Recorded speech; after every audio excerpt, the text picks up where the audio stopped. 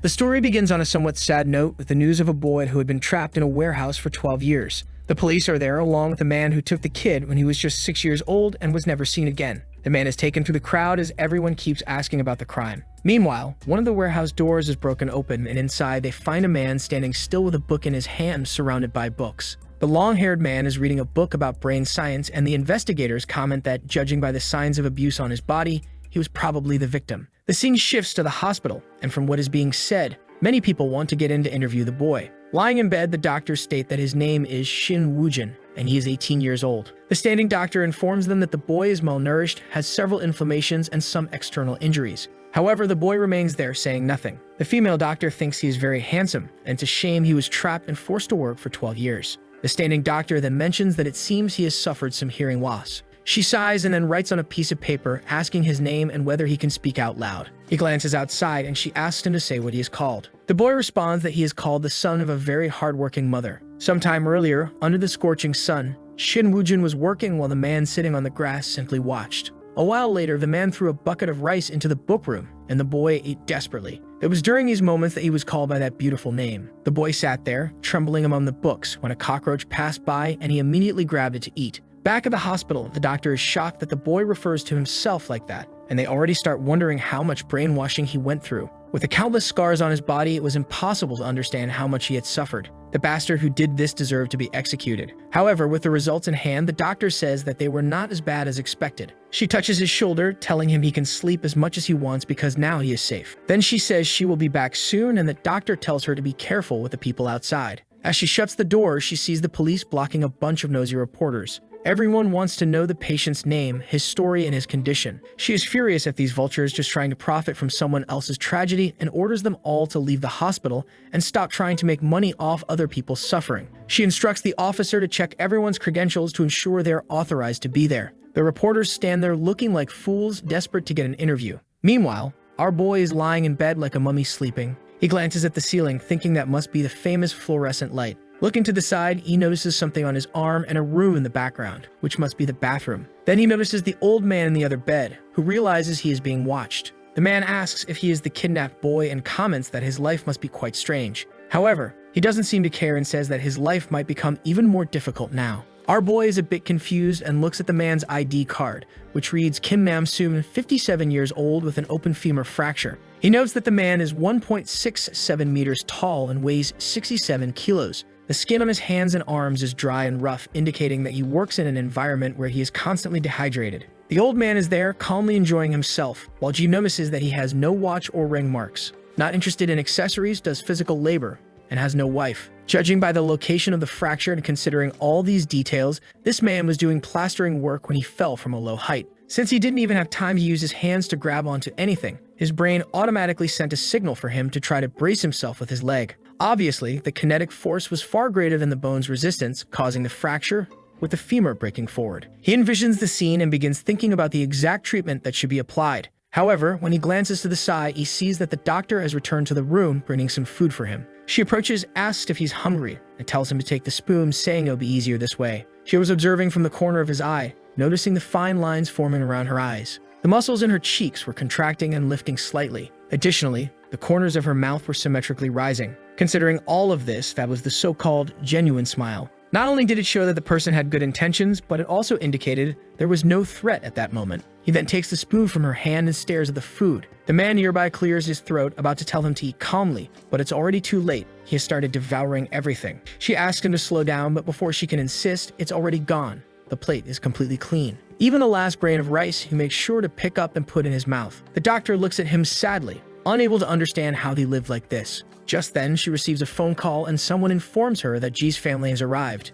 She turns to the boy and tells him that his father and mother have come. By watching her mouth movements, he is able to read the words. He remembers that father and mother are related to something called family. The woman asks if she should bring them in, but before he can answer, she has already left to get them. Clearly, there was no need to ask. Our boy watches her leave, then glances at the clock and starts counting the seconds until they arrive. He counts from 1 to 10, then 30, 1 minute and 10, 1 minute and 20. Suddenly, something inside him seems to awaken his hearing. Some kind of energy surges through Shin Woo-jin's head, and he doesn't know what's happening, but it feels like letters are raining down. He is still caught up in counting the numbers when he starts noticing people approaching outside. His hearing is so sharp that he can clearly distinguish the figures and the conversation taking place. A single footstep on the floor sounds like an explosion next to him. Startled, he sits up and hears them discussing the patient's stability and whether that should be the priority. They agree that they need to ensure Shin Woo-jin doesn't get scared. Then they announce that they are entering, and our boy sees a couple. The father and mother stand there recognizing the boy, while he, clearly confused, does not understand what's happening. But they immediately run to him, calling his name, saying they missed him so much,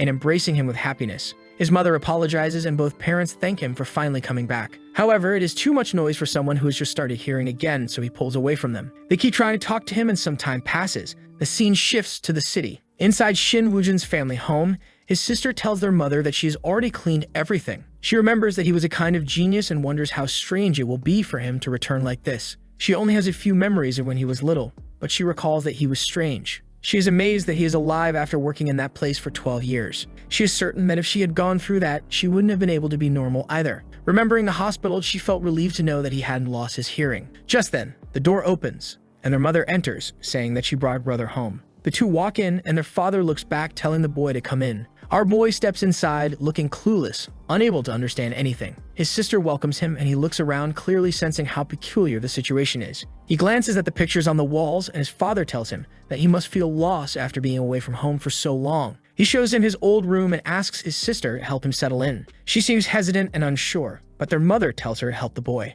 While the parents cook, the two go to the room, and she can't stop noticing how strange the situation is. Shin Woo-jin starts scanning his surroundings, so this is the so-called bed, the so-called window, the so-called PC, and the so-called chair. Considering all of this, this must be the place known as his room. His sister then calls him. When he turns around, she sees the boy practically glowing and wonders why he looks even more handsome than he did in the hospital. She grabs her phone and says she will teach him how to use it. She explains that it's turned off and shows which button to press to turn it on. She shows him their mother and father's numbers and tells him that she will delete her own so that he can learn to type it himself. He responds that he understands, but in a formal and archaic way, like something from a history book. She tells him he doesn't need to be so formal with her, but he replies with the exact same wording. She feels a bit sad, realizing that he doesn't even know how to use different words, but she hands him the phone. She then asks him to add her number, and immediately he is clicking away, typing smoothly. She is impressed that, with just one explanation, he was able to turn on the phone, navigate everything, type the number, and save the contact. She comments that her brother really does seem as intelligent as ever. Then he says he will teach himself how to use the internet.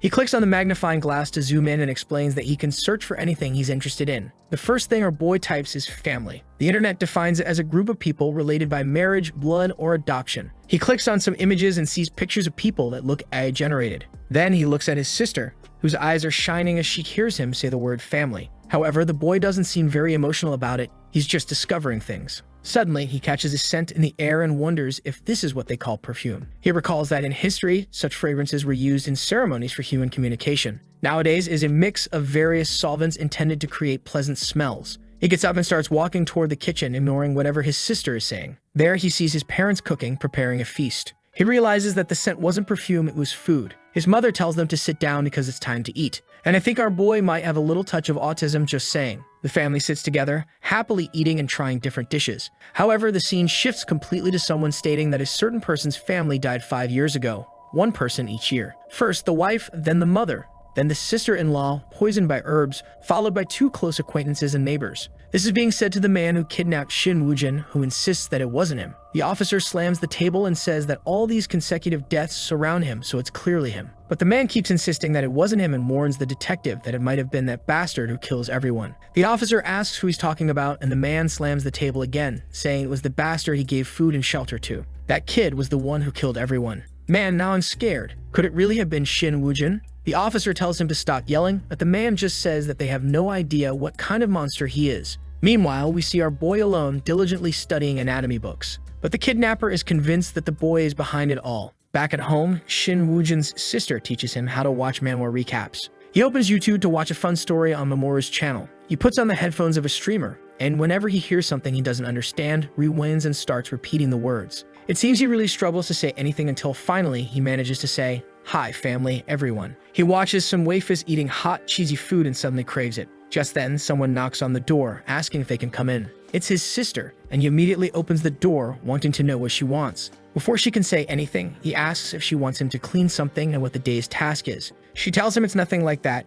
She just wanted to know if he wants to eat ice cream. She explains that it's cold and delicious, telling him to hurry up, but their mother warns them to be careful. When their mother says she'll be right back, he repeats the words, saying he'll be right back too. The scene shifts to the city. They go to a convenience store and he looks completely lost, having never seen one before. As they enter, everything seems to shine in his eyes. His sister heads to the freezer and he follows, trying to pick something. But she notices that he struggles to make any decision, so she just hands him one and tells him to eat it. Outside, she realizes he has never bought anything before, so maybe this would be a good time to teach him how to use money. However, she decides against it. Perhaps it's better to introduce things gradually. As they step out of the store, a group of girls sitting nearby starts whispering, telling each other to take a look. They are all swooning over how stunningly handsome he is. One of them is even thinking about asking for his number. One asks if the girl beside him is his girlfriend, and his sister seems to enjoy hearing that. Clearly, our boy just got sent to prison. He struggles to open the ice cream, so she helps him and tells him to eat. He takes a bite and loves it, his eyes light up with excitement. Seeing him pause for a second,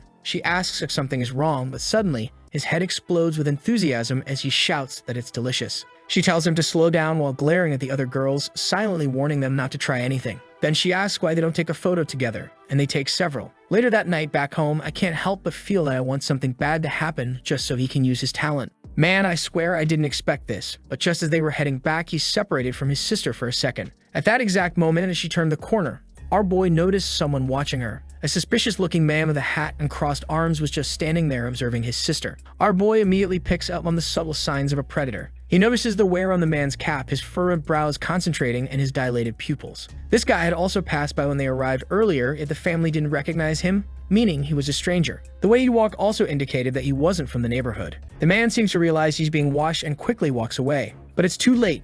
Our boy has already seen everything. His shoulders and back are damp with sweat. His pants are more wrinkled in the back than usual. There's a mark on the bottom of his shoes showing signs of pedal wear, but the small imprint suggests he rides a motorcycle. From these details, our boy deduces that the man's at least 40 years old, lives alone, is left-handed, and much more. He calls out to Bomi, who asks why he's standing there like a weirdo. She looks around trying to see if there's a problem. Well, he just tells her to go inside first. She's confused and steps closer, asking if something is wrong. But he only insists that she go inside first. Still, she refuses and says that it's too late. They should go in together. With no choice, Eve is dragged inside. The stalker got lucky. He was about to die, I think. I don't know, just a thought. With that, night fell, and our little genius with peculiar traits stood in front of the window. A voice in his head told him that if he wanted to protect his family, he should stay out of it. But he responded that this was his family. The voice said that calling the police was foolish. That wasn't how you protected your family.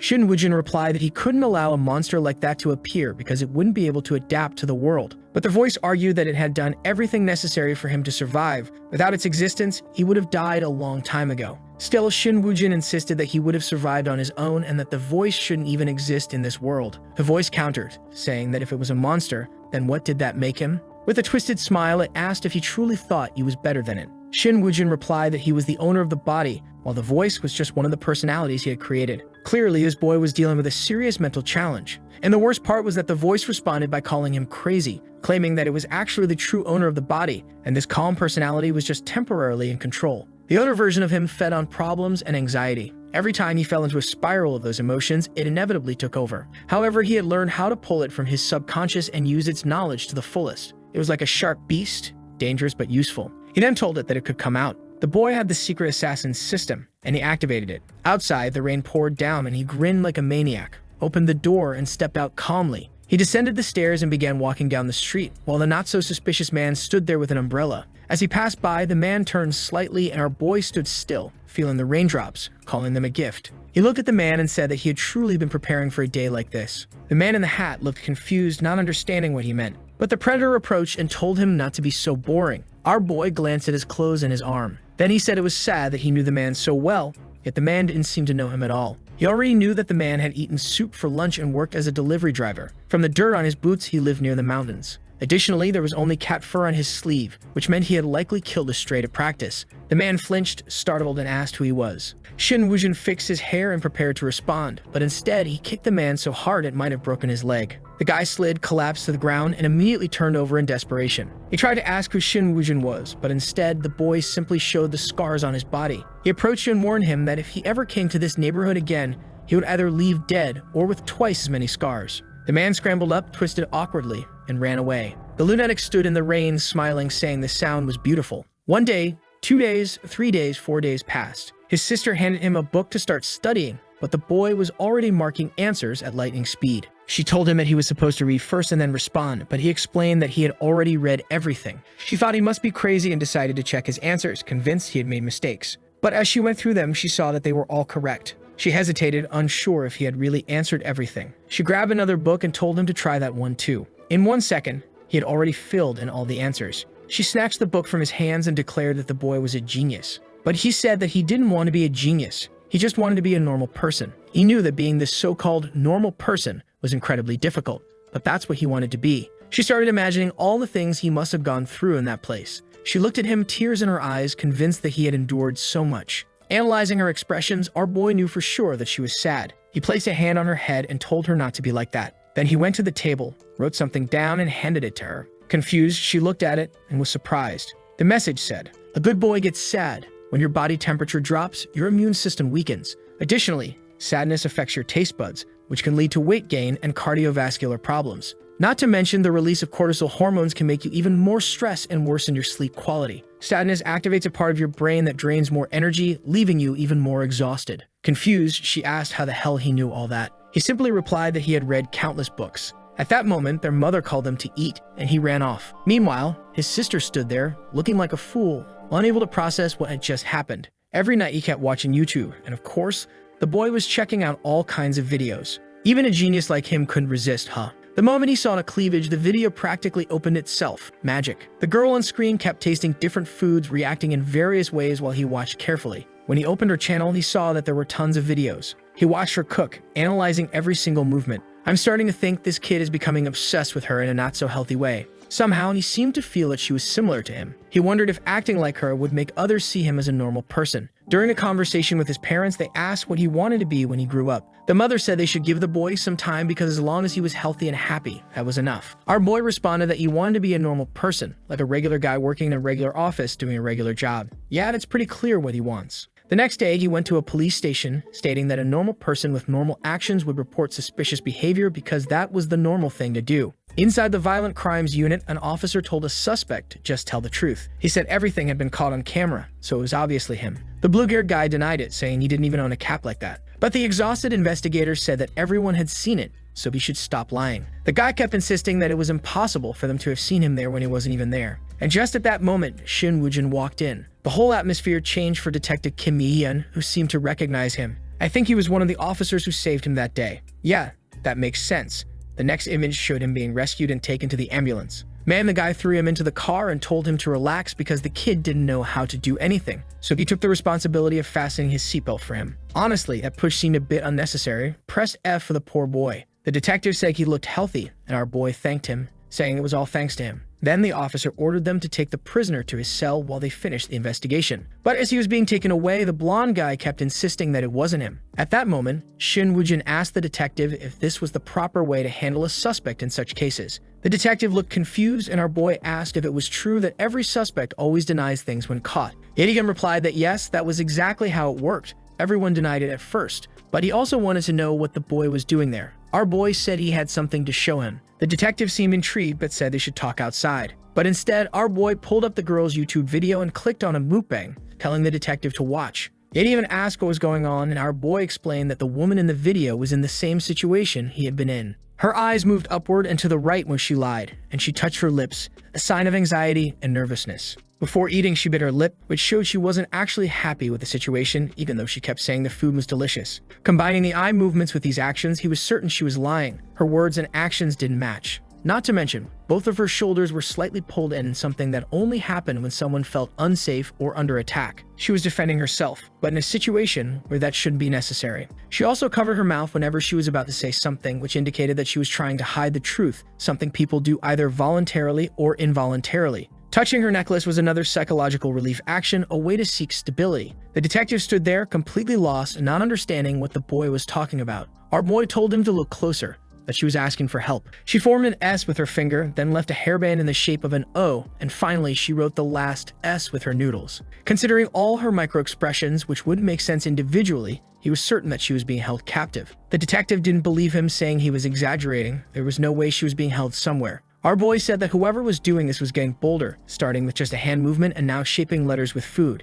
Ignoring the detective's reluctance, he stated that she was probably around 20 years old, grew up poor, or likely had no family. The people doing this weren't just one or two. They were multiple individuals, probably around her age. Our boy already pictured himself with the detective at the crime scene. The detective asked if he knew the girl. He said he had no idea who she was, but since he had been in prison for so long, he understood very well how someone in captivity behaved. Then he asked the detective if he believed that when multiple coincidences stacked up, they became the truth. He then said he was sure that the clothes the detective was wearing had been bought by his mother. The detective looked startled. He was shocked that the boy had guessed correctly. But our boy simply called it a small coincidence. Then he said that the suspect in the holding cell either played the violin or viola as a hobby, but not professionally. The detective was confused about how he could know something like that. Shin Woo-jin stated that if he was right, the detective had to believe the evidence he brought about the girl. The detective assumed that the boy must be looking for a job, but Shin Woo-jin said that wasn't the case. He just wanted to work in an office like a normal person and was simply reporting information to the police as any citizen would. He told the detective to ask the suspect about his hobbies. If he was wrong, they could punish him for obstruction of justice. The detective said there was no need to go that far. He asked the boy to wait a moment and then headed back to the suspect's cell. On the way, he questioned what he was even doing. The problem was that the boy had convinced him so well that he had actually started to believe him. Not to mention, he had accurately guessed the detail about his shirt, something he knew was true, but had no idea how the boy figured it out. Reaching the holding cell, he called out to the suspect, who asked what he wanted. He even asked if he played the violin or viola by any chance. The guy replied that he did, but only as a hobby, nothing professional. And the guy immediately says he's freaked out that they've been investigating him so much, even going to his house. But the detective is even more freaked out that Shin Woo-jin actually guessed everything right. Apparently, this kid really does have some kind of ability. The moment our boy stepped in, he had already heard the entire conversation. As soon as he looked at the guy, he noticed marks on his cheeks. They could have been from a helmet, a high collar, violin marks, hair friction, or a mask. Then seeing the cuts on his hands, they could have been from any string instrument, jewelry work, violin, or even fishing. Accumulating all these details, the only activity that matched all of them was playing the violin. The detective walked back into the room and asked where the boy had gone. The guy shrugged, saying he had no idea. As the detective approached the table, he saw something written down. It was a note from our boy, saying that now he had confirmed 2 coincidences. Maybe it was time to go for a third. The girl from the videos was clearly desperate, and our boy left his number. With no real options, the detective sighed and asked a colleague to look up the girl's channel. Meanwhile, our boy was casually boarding a bus. His mother had already made him a transportation card, so he got on smoothly, sat by the window, and thought back to a conversation with his father. That day, his uncle had also been there and asked what our boy wanted to do for work. You already know his answer. He wanted to work in a normal company, just like his uncle. But even though he said that, his father knew that his uncle's company was anything but normal. Still, Shin Woo-jin asked if he could visit the place to see how it worked, and his uncle said yes, he could stop by any time. Looking at the map, he considered the bus speed, stops, and traffic and calculated that it would take exactly 32 minutes to arrive. Time passed, and soon, he was standing in front of the company. His uncle stepped out to greet him. This was Manhwa, a massive trading corporation, and our boy was stunned by its size. He glanced around, observing all the workers. Just as he had always wanted, they were all ordinary people, living the ordinary life he dreamed of. Then his uncle appeared, greeting him and joking that he should have waited inside. Our boy thanked him, but the man brushed it off, saying it was nothing. Now it was time to show him around. The place was enormous, and his uncle asked if he was impressed. Obviously, our boy said yes, and his uncle replied that there was much more to see. This was the company's operations center, but they had offices all over the country. Our boy began listing the names of several cities, and his uncle asked if he had researched everything before coming. He confirmed. Shin Woo-jin explained that living an ordinary life was very difficult, so he was doing his best to achieve it. His uncle just laughed and told him to follow him upstairs. He swiped his card, called the elevator. At that moment, someone nearby asked if he was the manager's son. Even Lee Yeon was watching them. His uncle replied that no, he was just his nephew, and the girl giggled. Our boy looked at her with a completely blank expression. Just as she was about to ask if he was in high school, he anticipated her question and asked her the same thing instead. She was momentarily confused, but his uncle cut in, saying they were running late, and pushed the boy into the elevator. He told the girl to enjoy her snack and waved goodbye.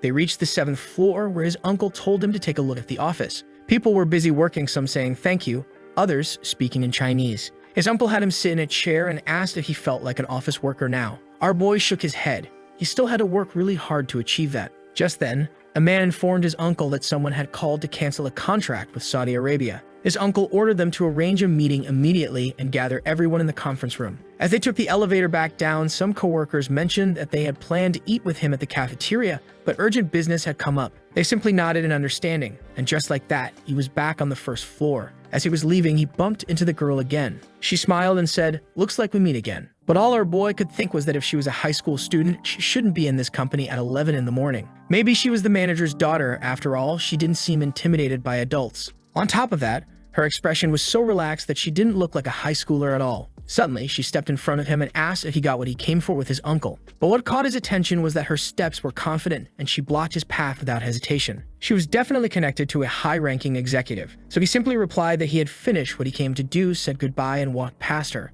However, Lee Yerim wasn't satisfied with that answer. She followed him and asked why he wasn't in school at 11 in the morning. Our boy turned to her and casually stated that he didn't go to school. Once again, she tried to stop him. Then came the real test. He told her that he had nothing to gain from talking to her and preferred not to waste his time. But the truth was, he was intentionally testing her resistance. This was the easiest way to make people reveal who they truly were. She stared at him and asked what he thought about her being the CEO's daughter. That was exactly what Shin Woojin had been waiting for. Socially, this should be an impressive fact. So he decided to play along. He widened his eyes slightly and dilated his pupils. She stood there confidently and asked if that changed the way he saw her. She started circling around him, glancing at his shoes and his shirt. He immediately noticed that ever since she revealed her identity, she had been sizing him up, as if she truly believed herself to be superior, completely unaware of how rude she was being. From her calm smile, he could tell that she now felt even more confident, having fully regained control of her emotions. She asked if he was in school, and the moment he said no, she invited him to hang out, saying she was bored. However, he caught the combination of her dilated pupils looking upward,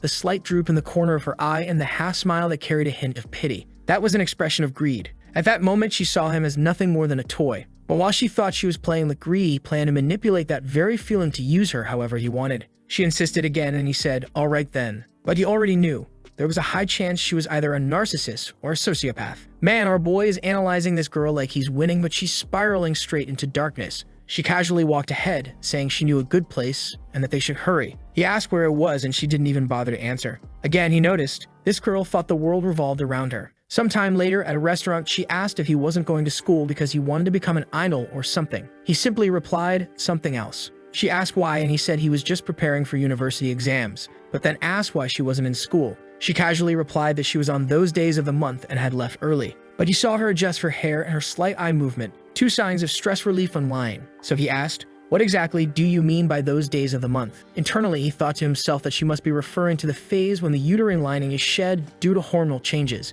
Lee Yerim turned bright red, completely lost as to what this lunatic was talking about. Just then, the waitress came over to take their order while she sat there looking dumbfounded. She quickly responded that they would both have the S menu. Once again, Shin Woojin noted that she didn't even let him choose. She really had a need to dominate people. Only now did she bother to ask his name. He said, "Shin Woojin." She commented that it wasn't a bad name and introduced herself as Lee Yerim. He glanced around the restaurant while she was focused on her phone. No one spoke, and eventually she asked if he was always this quiet. When she raised her arm to say how boring this was, she accidentally bumped into a woman, nearly knocking something over. The waitress apologized, saying it seemed like she had startled the girl. Lee Yerim remained silent for a second before saying it was fine. Shin Woojin then remarked that she seemed quite sensitive, considering nothing even happened, yet she reacted that way. She repeated that it was because she was on those days of the month, but Shin Woojin was now certain she was just lying. At that moment, her hair tie fell to the floor. She bent down to pick it up, but before she could, he held onto the edge of the table. Confused, she asked why he did that. He explained that he was preventing her from hitting her head on the table's corner. For a brief moment, she seemed touched, but then quickly brushed it off. Then he said he was sure that something bad had recently happened to her. She told him to stop making baseless assumptions, but he simply responded that she looked really tired. She kept fixing her hair, telling him that he should worry about himself since he was so pale, like someone who never went outside. He ignored her completely and tasted the food. Seeing him pause for a moment, she smirked and said she knew he must have found it delicious. The soup was almost as good as the one from Restaurant K in Busan. Shin Woojin, already plotting, noted that she had fallen for his bait. He decided to mirror some of her words to make her feel more at ease and asked what this Restaurant K was and who she went with. Excited, she said she had gone with someone named Kim Yina and asked if he knew her. Apparently, she was a famous actress, but Shin Woojin had no clue. He knew that in Busan you could see the ocean, so the restaurant was probably near the shore. Wanting to trigger some positive emotions, he said she must have really enjoyed seeing the sea. Her face lit up as she started talking about watching the fireworks. It was like a painting, pure art. At that moment, our boy knew her brain was filled with dopamine. The human brain struggles to distinguish imagination from reality. Just like how thinking about food makes your mouth water, she was experiencing the same effect. Even though she was sitting here, she was just as excited as she had been when she saw those fireworks. By simply guiding her thoughts to the past, he had become a source of pleasure for her. Alright then, guess that worked. At that moment, the next dish arrived. It was a piece of meat, and instead of cutting it, she stuffed the whole thing in her mouth. A manga of dessert was brought next, and she kept rambling about her stories. Our boy pretended to be interested, only speaking when necessary to make her reveal more about her interests. Just as she was talking about the aurora and the glow of the stars, he suddenly stood up, saying he had to study. Confused, she asked if he wasn't the type of guy who cleaned bathrooms and did chores. A very humble girl, I'd say. But he just waved her off, saying he needed to prepare for his exams. She stood up, telling him to wait one last time, saying he couldn't just leave without giving her his number after having a meal with her. Then she added that since he hadn't been on any of the trips she had taken, she could take him on one. She knew the best hotels and the best restaurants in the region. Shin Woojin quickly realized that she was addicted to the hormones that made her feel superior and gave her pleasure. That indicated she had trouble forming genuine connections with people and probably had weak family ties. So he handed her his phone and told her to write it down. She was confused, noticing that he hadn't even set a password. But he just took the phone back, thanked her for the meal, and walked away without another word. She stood there, watching him go, still trying to figure him out. But she wasn't giving up. As he walked down the street, she suddenly appeared again, asking where he lived. He ignored her completely, his attention focused on something happening in an alley. She stepped closer, asking what he was looking at, but he blocked her view and told her not to look. Then he informed her that someone had just been stabbed. The man in the alley turned around and then took off running. Well, now he had been seen. Too late, he was marked. Without hesitation, Shin Woojin bolted across the street, phone already in hand. He rushed toward the injured man, placed his hand on the wound, and thought to himself how difficult it was to live an ordinary life. He reported the stabbing, called the police, and gave them the address. At the same time, he checked the man's pulse. It was dropping fast. The brain was speeding up his heart rate to compensate for the blood loss. He asked the man for his blood type. The man weakly responded B. Shin Woojin stated that the hemiperitoneum was severe and that he would need a blood transfusion. Even the woman on the emergency call didn't understand what he was talking about. She asked him to repeat, and he explained, basically, he's been stabbed and needs blood. His type is B. The operator asked where the wound was, and he responded, the abdomen. She started giving instructions, but he was already doing everything she was saying. She told him to apply pressure, and he calmly replied, already doing it. She told him to keep the victim still, and again, he responded, already doing it. As he thought about how difficult an ordinary life was, Lee Yerim stood there, watching everything unfold in shock. Sometime later, the police and ambulance arrived, taking care of the situation in the alley. A police officer approached Shin Woojin, saying he wanted to ask a few questions. Well, bad choice. Our boy was about to give him a full report. Without hesitation, he listed, the suspect had short hair, a gray cap, a black shirt underneath a collared jacket, blue jeans, weighed about 80 kilograms, and was around 1.80 meters tall. The officer was caught off guard and asked him to slow down. Realizing this kid was going to be tough to keep up with, he took out his recorder and asked him to repeat everything. While answering the officer's questions, Shin Woojin noticed Lee Yerim standing nearby. He knew this was probably the first time she had experienced something like this, and this situation was perfect for him. Just like a child learning to walk when they fall, they don't know what to do. The comfort of their parents at that moment creates an emotional bond. Right now, he could be that person for her, someone irreplaceable. He approached her and asked if she was surprised, but reassured her that everything was fine. He knew she would create a strong memory of this event and wouldn't be able to forget him. Placing a hand on her shoulder, he told her that everything worked out because the victim wasn't too badly injured, so there was no need to worry. He also reassured her that the culprit hadn't seen their faces and would probably be caught soon since there were so many cameras around. Finally, she became quiet and simply said, I understand. A little later in her massive mansion, like something out of Cristiano Ronaldo's estate, she was taking a bath. She couldn't stop thinking about how he had saved that man and told her not to look. She smiled slightly. Man, I know you're fooling her while she thinks she's fooling you, but I still think this girl is dangerous. She sat in front of her mirror, looking at her phone, realizing she hadn't asked him for something. Meanwhile, in our boy's room, he was, as usual, watching food videos. Suddenly, he got a message from Yerim asking if he had arrived home safely. He simply replied, yes, I'm fine, and told her he was going to sleep and wish her a good night. He went back to his video, but another message came. She said it was too early to be going to sleep. He completely ignored it and continued watching. The next morning, he had breakfast with his family before his father left for work. Back in his room, he was solving problems effortlessly. Now, he always kept his phone beside him because he had learned that was a normal thing to do. But Yerim kept messaging, and he knew that ignoring messages was also normal, so he wasn't bothered at all. Watching a bird outside, he kept repeating to himself that all he wanted was a quiet, normal life. But for him, living that quiet life was proving to be more difficult than he expected. Then he received a call from an unknown number. When he answered, a man introduced himself as being from a financial firm offering loans. It was one of those scam calls. So he simply said, send 10 billion to my account. That's the loan I want. The scammer immediately hung up. Another call came in, but this time, it was the police. He thought maybe he had won something again. Nope, they were just calling him in to discuss the alleyway incident. He closed his room door, got dressed, and headed out. And whenever this boy leaves the house like this, I already know something's about to happen. But then, like a madman, he opened the door again and said he'd be back soon. As he walked out, he thought to himself that this time wouldn't be like the last. He wouldn't be gone for 12 years. After all, now he had a family waiting for him at home. The weather in the city turned gloomy, and it was raining outside the police station. A man was locked in his cell while someone commented that they couldn't confirm if he was really the suspect because he had been wearing a cap. Another officer told them to judge based on his height and general appearance, but Shin Woo-jin wanted to hear the man's voice. As soon as the officer pressed the button, the audio started playing. The man asked why he would do something like that. He claimed the police were just hurting innocent people and insisted again that it wasn't him. Meanwhile, Shin Woo-jin observed everything he said. Every expression, every denial. He was right there, analyzing it all. The man explained that he had numerous cuts on his hands because he was a terrible cook, nothing more. The investigator glanced at Shin Woo-jin and asked what he thought after listening to all that. Shin Woo-jin simply stated that the man was lying. The officer asked if he was sure this was the culprit, and our boy confidently said yes. While the man continued claiming he was just out for a walk in the neighborhood, Shin Woo-jin explained, "This guy keeps touching his nose because his body is releasing catecholamine. That's a neurotransmitter released when someone lies. It increases blood pressure and causes irritation in the nose and eyes. Bringing his hand to his mouth and touching near his teeth is also a subconscious attempt to erase the lies. In stressful situations caused by lying, people either fight, freeze, or try to stay still. He chose to freeze, crossing his legs to avoid showing signs of impatience." Of course, Shin Woo-jin continued, "Stress can also come from being falsely accused. But combining all these signals, he looks more like someone guilty, afraid of having his identity revealed." He then asked the suspect about his academic background. The man replied that he had a master's degree. Shin Woo-jin knew that the more educated a person was, the more they relied on logical evidence. If he was guilty, he would prioritize things like witnesses, DNA, and physical evidence.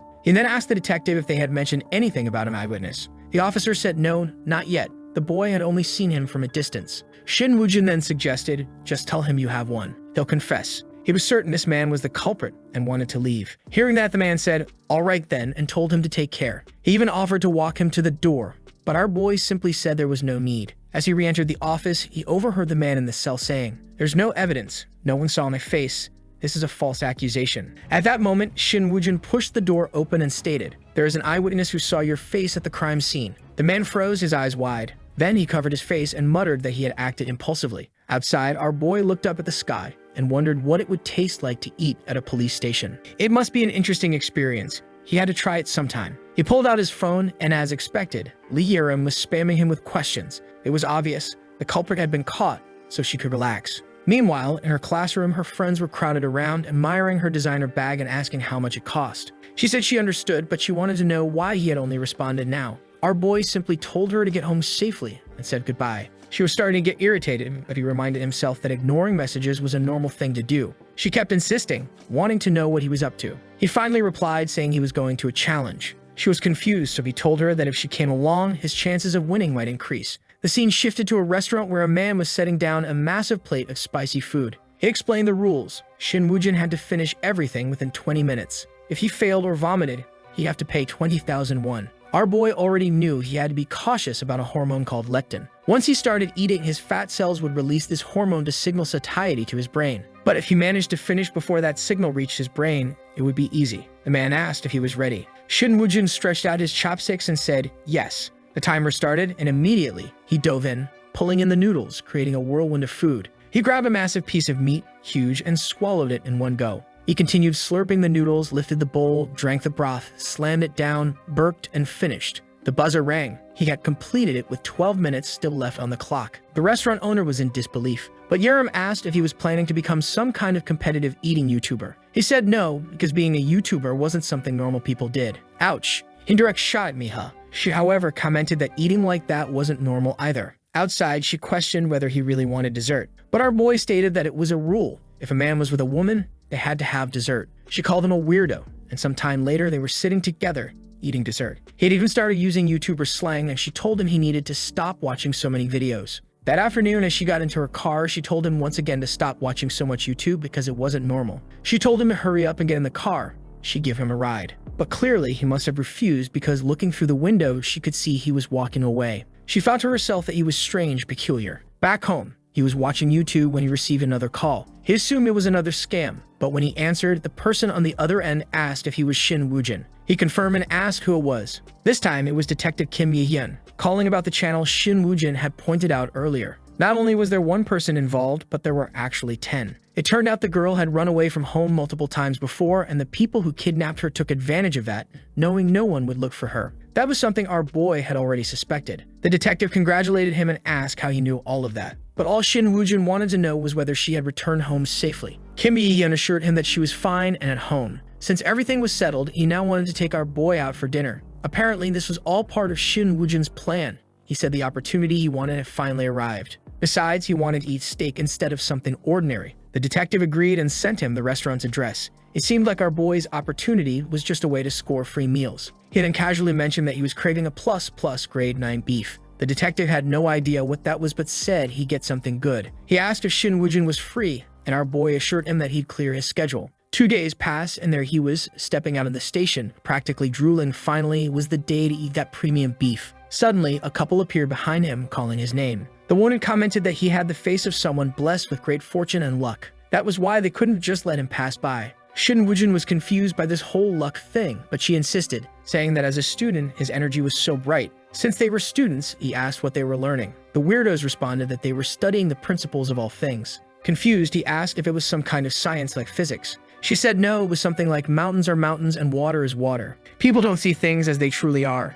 Instead, they assign meanings to them. Our boy simply replied, a mountain is a high-altitude landform and water is a 2-0. That's it. I think these two in front of him were just lunatics. The man then said he was so handsome that he must have an ancestral spirit sitting on his shoulder. Now he was even more confused, and the woman asked if he was very devout. At that moment, he realized they were talking about ghosts. The woman clarified that they weren't ghosts, but ancestral spirits. But he pulled out a diagram of the human eye and started explaining how information is acquired through the retina and how the brain maintains balance. His detailed breakdown of human vision left the two completely stunned. They started questioning whether they had undergone some kind of evolution or mutation. Could they really see energy waves and spiritual auras? The man turned to the woman and whispered that they had just met someone even crazier than them. They needed to leave. She agreed, saying they'd see him another time. But noticing her body language, she said, I'm not that scary, am I? They quickly turned around and assured him that no, he wasn't scary, but they had something urgent to do. Yet our boy started following them, saying, let's talk more about these ancestral spirits.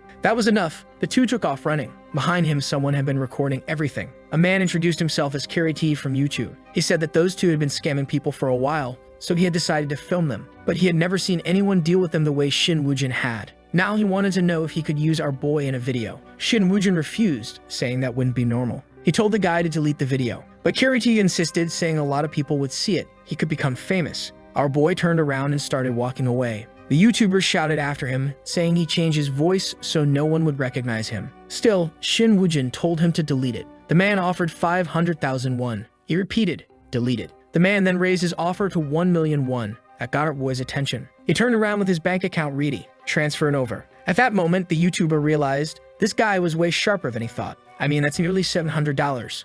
Not bad at all. At the restaurant, the detective asked what he wanted, and our boy immediately requested the most expensive steak. Seeing the detective tremble at the sight of the prices, our boy said that anything else was fine. But the detective shook his head. No, he would pay for it. So he ordered 3 portions. Turning to our boy, he said he truly wanted to thank him. If he had arrived at the crime scene even a little later, everything would have gone wrong. At that moment, the girl was about to jump off a building. Our boy simply nodded, saying it was good that everything worked out. Then the detective asked how he was doing. Our boy responded, just trying to live an ordinary life. The detective thought that made no sense. After observing him these past few days, he was convinced that the kid was studying to become some kind of crime investigator, probably as a trauma response from his past experience. Finally, the legendary steak arrived. Both of them lit up as soon as it touched the grill. The moment he took a bite, Shin Woo-jin froze. He had turned to stone for sheer flavor. The detective, confused, took a bite as well and was just as stunned. Sure, it was expensive, but it was worth every cent. They continued eating until the night ended. Our boy kept up his studying, living peacefully with his family, focusing on his goal of living a normal life. Now it was winter,